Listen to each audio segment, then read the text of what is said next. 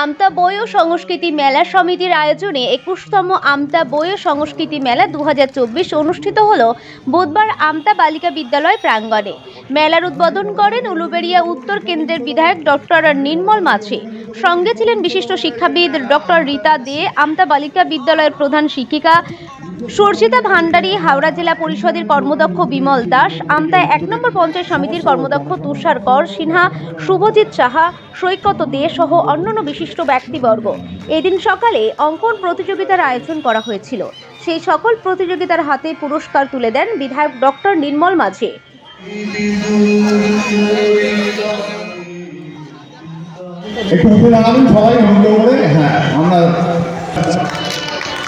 উদ্বোধন করাচ্ছেন ডক্টর নির্মল মাঝি। আপনারা একটু করতালি দিয়ে অভিনন্দিত করুন। 21তম বই যে মেলা বই পড়ার সঙ্গে সঙ্গে বাইরের বইও পড়তে হবে, মনীষীদের অমৃত কথা জানতে হবে, তাদেরকে অনুধাবন করতে হবে, তাদের কাছ থেকে অনুপ্রেরণা নিতে হবে, নির্যাস নিতে হবে, তারা কিভাবে জীবন ধারণ করেছে। এই যে বুক ফেয়ার, এই বুক ফেয়ারটা, এই যে বই মেলা, সেই বই মেলাটা একটা আমাদের ভালো কাজের অংশ।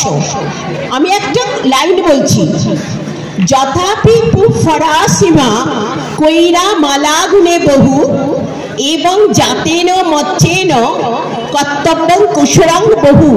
আমতা বই মেলা দেখতে দেখতে 21 বছরে পদার্পণ করলো। বই মেলা, মেলা বই, অনেক বইয়ের সমাহার নিয়ে বই মেলা। একটাই শুধু বলবো, বই মেলা হলে হবে না, বই আমাদের সংগ্রহ করতে হবে, লোককে উপহার দিতে হবে এবং বই নিজেকে পড়তে হবে। এই অভ্যাসটা আমাদের চালু করতে হবে। দুটো মলাটের মধ্যে যে বিভিন্ন অক্ষরে সাজানো যে কাহিনী আছে, সেই কাহিনীকে আত্মস্থ করতে হবে, তবেই আমরা আমাদের জীবনকে, আমাদের মননকে, আমাদের অভ্যাসকে আরও সুসংহত করতে পারবো। এবার আসি, আমার এখন নতুন একটি দায়িত্ব এসেছে। দীর্ঘদিন আমতায় থাকা এবং আমতার মানুষের জনসেবার, চিকিৎসা খাতে সেবা করার সুবাদে আমি সমাজ ধরে আমতা রুরাল হসপিটালের ব্লক স্বাস্থ্য আধিকারিক পদে আসীন হয়েছি। চেষ্টা করছি ব্লকের এবং ব্লকের আশেপাশের মানুষ যারা আসেন তাদেরকে আরও সুসংহত স্বাস্থ্য পরিষেবা দেওয়ার জন্য।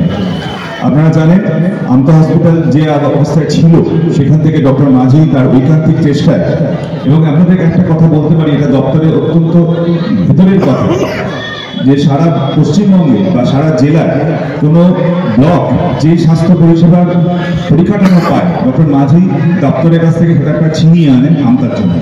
এটা ওনার একার কৃতিত্ব, ওনার প্যাশন। যার জন্য আজকে আমতায় যে আপনারা হসপিটাল দেখেছেন বা আজকে যে হসপিটালটা দেখছেন 4 তলা, ভবিষ্যতে সেই হসপিটালের কলম রয়েছে আরও 4 তলা উপরে হবে।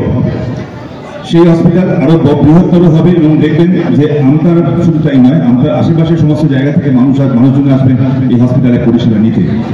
আমরা চেষ্টা করছি যে আস্তে আস্তে পরিষেবাটাকে কীভাবে বাড়ানো যায়। আপনারা জানবেন যে কোনো রুরাল হসপিটালে এইচডিইউ বা আইসিইউ তত্ত্ব ছিল না, সেটা উনি এনেছেন। আমতায় 9 বেডের এখন একটা আইসিইউ চলছে।